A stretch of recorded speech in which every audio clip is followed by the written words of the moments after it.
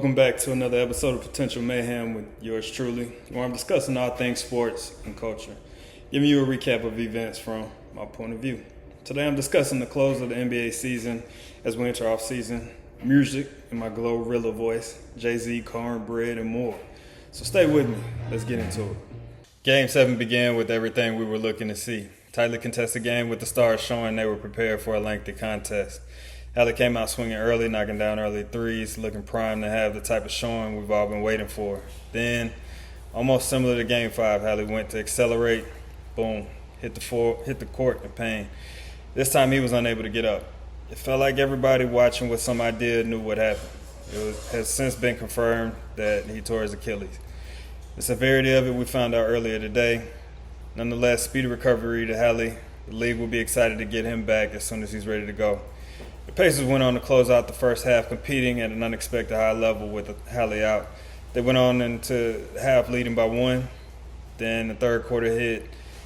Highlights will show T.J. McConnell scoring 14 and looking like a bona fide star, but the lowlights show him getting turned over numerous times. The Pacers, in fact, turned the ball over 23 times the entire game.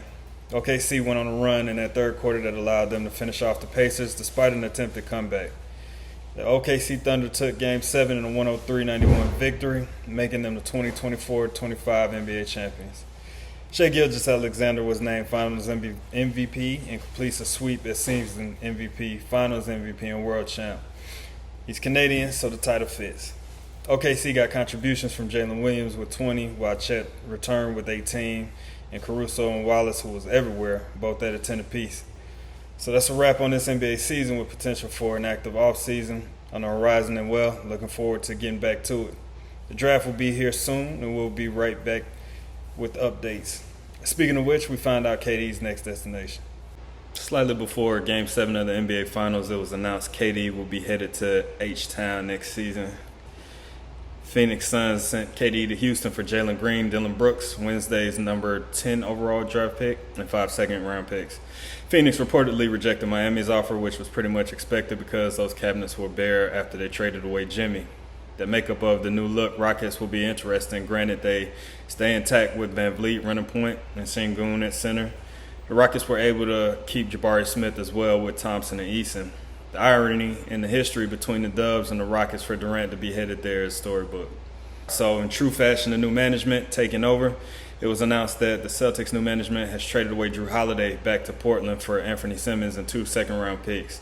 Simmons at 26 brings more youth to the Celtics at the guard position and will be playing out of his contract, which potentially will save the Celtics $40 million in the trade, according to ESPN's senior NBA trade insider Shams Charania. Drew helped the Celtics win their last chip against Dallas and still widely respected as a top guard that also contributed to Team USA winning gold in France last summer. After the Celtics sold for $6 billion, it was expected for the roster to look different heading into next season. So this move should not be too much of a surprise, although I do find it a bit strange that Drew, who returned from a hamstring injury in the second round against the Knicks, was moved before Porzingis, who was sidelined with an upper respiratory virus and lingering injury. I only mention that because he made $30 million last year. But the summer's just getting started, and he too could be on the chopping block. With JT essentially being out the entire season, I imagine the Celtics are looking for options to help Jaylen Brown bear the load of scoring. The Celtics wasted no time reaching for headlines the day after the NBA crowned its latest champion. So Sunday, the Aces defeated Caitlin Clark and the Fever 89-81 in Vegas after a competitive second half bounce-back performance. Heading into the matchup, the Aces were 5-7, while Indiana was at 6-6. The Aces recently got Asia back after a stint in concussion protocol, and the Fever recently got Clark back from a hamstring injury. Asia had a slow start, struggling to shoot the ball in the first, but picked it up in the second half. The Fever's Clark has been struggling to find her strike from deep the last couple of games, and it seemed to take her out of rhythm a bit. Kelsey Mitchell was able to pick up the slack late for the Fever with a solid fourth quarter after Leah Boston came up big early. But Asia and Gray held it down in the clutch with 24 and 18, while Jackie Young added 19. Despite Caitlin's struggles from deep, she finished with 19 and 11, with a key steal and late in the fourth that had potential to be noteworthy. Both teams share identical records now, with plenty of basketball ahead of them in the coming months. Indiana was without Bonner for personal reasons, and I'm sure they're hoping to see her return to the lineup soon. Yeah, let's talk about it. LA's own Cuzzos recently dropped their mixtape Family Reunion and got the streets buzzing after their listening party. With a strong showing, they have earned some notable mentions via social media for their impressive work on the eve of the reunion of the Pop-Out. Juneteenth marked the year since Kendrick Lamar held the Pop-Out amid his 2024 campaign, where he held a concert showcasing LA hip-hop talent, where artists such as the Cuzzos got to share the stage with K-Dot in his brightest moment. Rolling Stone recently did a story surrounding the event, which included an interview with DJ Head, who included a set featuring the Cuzzos at the event.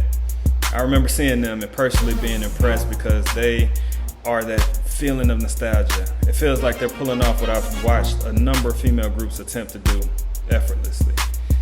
I have a couple favorites off the mixtape that have been in rotation lately, but don't take my word for it. Check it out yourself. Family Reunion is available now on all platforms.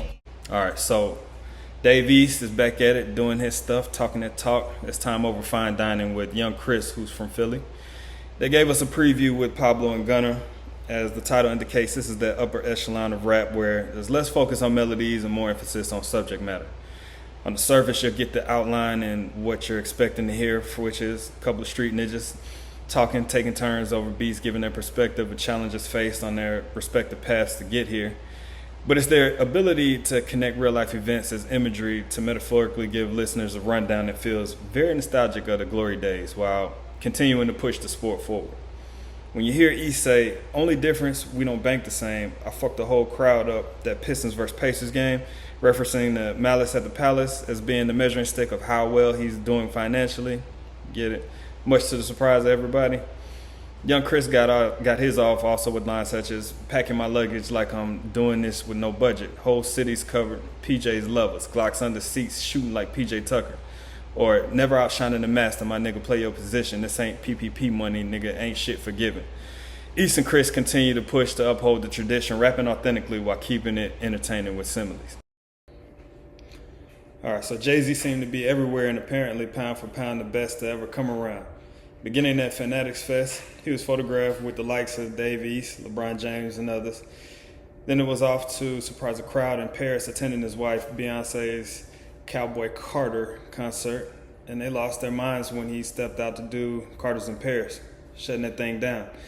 This was the first time we witnessed two performing together in 6 years, so it was a treat for the Paris crowd for sure. It was also the notable lyric adjustment where Hov chose to rap, "Just might let you meet Bay," instead of the self-admitted dick licker Kanye West. I read that people were calling that a shot, and Hov is pretty good at being direct and letting it be known when he's shooting or addressing someone or something. I didn't take that as a shot. I mean, he's performing at his wife's show. Seems appropriate.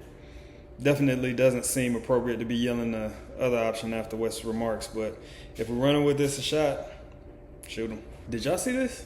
Yesterday on Twitter, there was a cornbread off. This lady said, "Everyone shatufu and look at my skillet cornbread." And that's a really good looking cornbread. And then she kicked off the world's greatest collection of pictures I've ever seen. As I've aged, I've gotten away from my roots and don't really eat cornbread like I did as a youngster. For one, ain't nobody cooking for me like that anymore.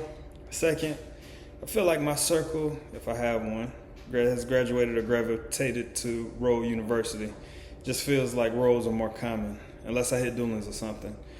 But there were some options in this video that reminded me I need to visit my family in the South this summer. I haven't been back to Atlanta in probably 5 years, and damn, what Kev talking about, I like cheesecake, and I would have to try that cheesecake option personally. And yes, I can feel my back growing as I'm saying this, but the peaches and all that, man, this damn video about to unlock a whole new discussion. Trying to stay away from sugar, so this. Anyway, that's all I got for this episode of Potential Mayhem with Aaron. Look out for some MLB coverage, my thoughts on the NBA draft tomorrow, as well as all takes on cultural news.